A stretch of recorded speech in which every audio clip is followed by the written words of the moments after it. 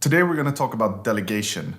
Delegation is both one of the most fundamental things that any manager needs to master, and I think also one of the largest sources of friction when somebody doesn't do it well. It's an area that people have a lot of questions about, and something where I think it's pretty easy to up your game if you change the way that you think about it. So today we're going to talk about what I think good delegation looks like, how I prefer to delegate, and how you can change your mind about it so you can become a much better leader and a much better delegator. Let's go.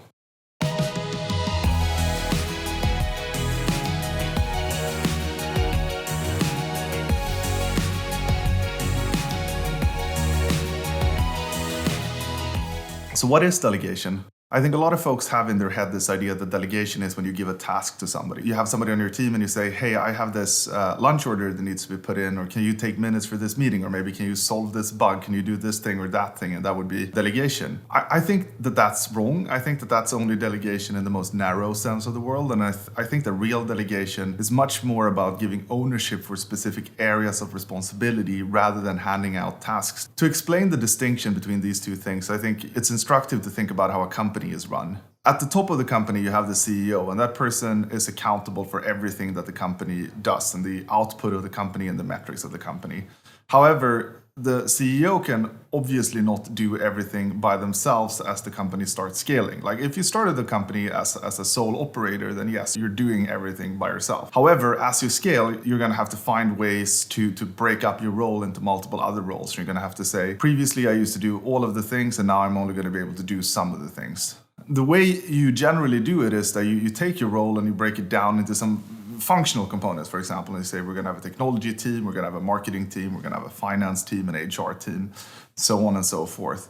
And for each of the leads of that team, the CEO, she's going to be giving them a basically responsibility for that area and say, hey, you're the CTO, you're going to run my technology department. Hey, you're the chief of marketing, you're going to be running the marketing team. And when she does that, it's not about giving a set of tasks to somebody, it's about giving somebody accountability for a larger space that they're in charge of, and delegating accountability and authority and responsibility for an area that is much bigger than just a set of tasks. It's actually owning an entire problem space. Why does this distinction matter? Like, what's the difference between giving somebody ownership over a task and giving somebody ownership over a problem space? Well, fundamentally, I think it's both about giving somebody the latitude to solve problems the way they want to solve them, to evolve the thing that they own, and to give somebody responsibility for something over a longer period of time. And I think there's real power in having somebody own a specific problem space versus just taking on a few tasks every now and then. And I think any manager that has seen the power of delegating ownership over a problem space to somebody on their team and having them absolutely crush it in a way that the manager knows they couldn't do themselves understands the importance of delegating in the right way. So if that's what good delegation is, and that's what good delegation looks like, then how do you do it? I think there are a couple of concepts that are important to have in mind when you're delegating. The first one that I think is important is thinking about what is it that you're delegating. Are you delegating a set of tasks or are you delegating a problem? By analogy, you could say one of the things that you want to do is you want to take a road trip and you want to go from point A to point B, and you think that's something that I should delegate. Is your instinct to say, okay, to make it easier for the person that I'm going to delegate to, I'm going to break this down and I'm going to say, hey, to get from point A to point B, we're going to have to go down this road, we're going to have to go down that road, we're going to have to fill up gas here, we're going to have to buy lunch at this place. And so I'm just going to delegate, like, hey, you need to drive the car in this way, you're going to stop for lunch, we're going to get gas, etc.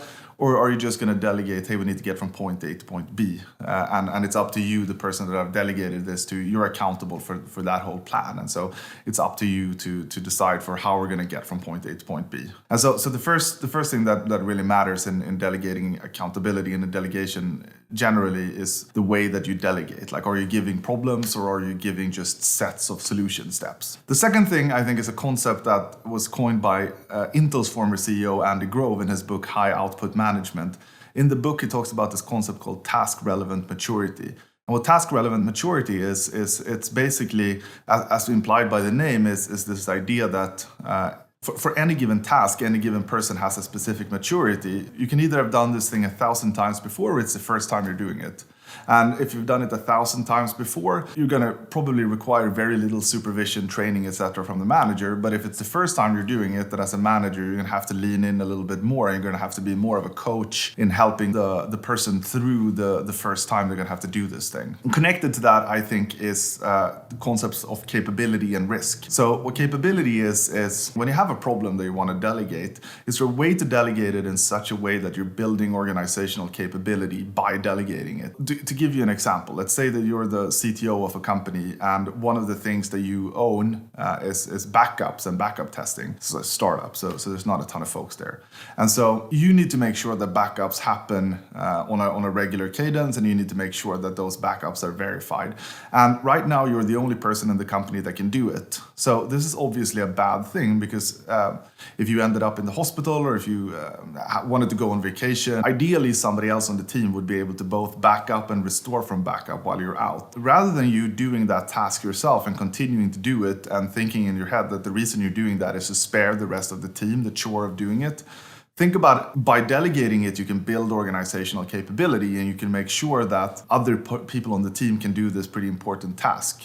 This is connected to risk. For any given thing that you do, there's going to be some level of risk associated with it, right? So, you're going to hire somebody, you're going to build a piece of software, you're going to release a blog post, whatnot. There's going to be some level of risk. And there's a spectrum from like doing something carries very low amounts of risk and doing something carries enough risk to bankrupt the company.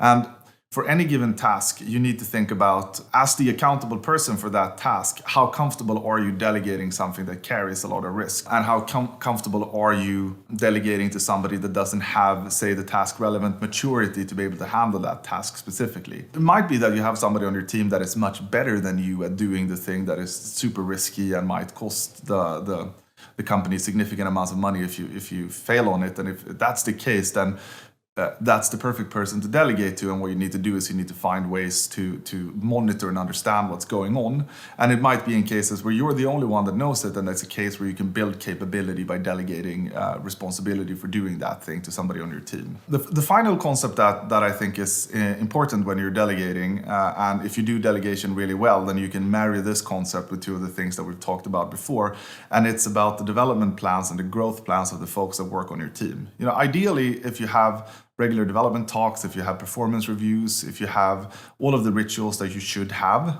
if you have one-on-ones, etc., then you will know where the folks in your team want to go inside of your company, and hopefully even after they leave your company.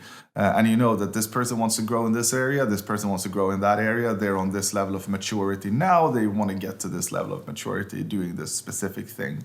And good delegation, you can delegate something to somebody in a way that both gives them ownership of a space and allows you to feel like you have the space under control to be solved. It builds capability in your team because it empowers more people to be able to do a specific thing or own a specific thing, or it empowers people to own it in a more mature way. And finally, it aligns with the growth plans of those people so that they feel like they're growing in their career, and not only is the thing that you're doing helping the company, but it's also helping them reach the objectives that they have. If you have this triangle and you can hit all three of these things in the big things that you delegate and where you give ownership, then you're really mastering delegation. And that's a pretty far way away from where we started in like handing out the task order for picking up lunch or taking some minutes in a meeting, in finding ways to give ownership of a space in a way that builds capability and resilience in your organization. Just to connect back to the backup example, like imagine that you have somebody on your team that is interested in DevOps and might want to head into management at some point. If you want to get rid of the tedium of doing these backups, and if you want to make sure that the company has less risk associated with backups than they do today, then by giving ownership of the space of dirt testing, disaster recovery, failure resilience, and all of these things to the person in your team that wants to grow into this DevOps role, then you can both grow capability, you can get your problem solved, and you can empower them to grow in their careers. If you do this really well, does it mean that you can just hand the task off and then never care about it again? I don't think it does. So I think in any situation where you're delegating something, it's not a panacea. It's not going to take it off your plate entirely. You're still going to have to care about it to some degree. And you're still going to have some type of check-ins or some type of points where you discuss with folks on your team that you delegated things to, how that delegation is going. So this might be just something you talk about in one-on-ones, or in the case of backups that we talked about, maybe that's a monthly operational review that you set up with that person, where they review both the operations of backups and how things are going, as well as how they're improving the problem space and how they're maturing and evolving their thinking about this thing. Anyway, these are some of the thoughts that I have about how you can become a better delegator and some of the ways that I think about delegating well. Next time, we're going to talk about 5 anti-patterns and 5 ways that people delegate poorly, and how that can have really detrimental effects on their teams and how well they execute over the long term. Thanks for today, and see you next time.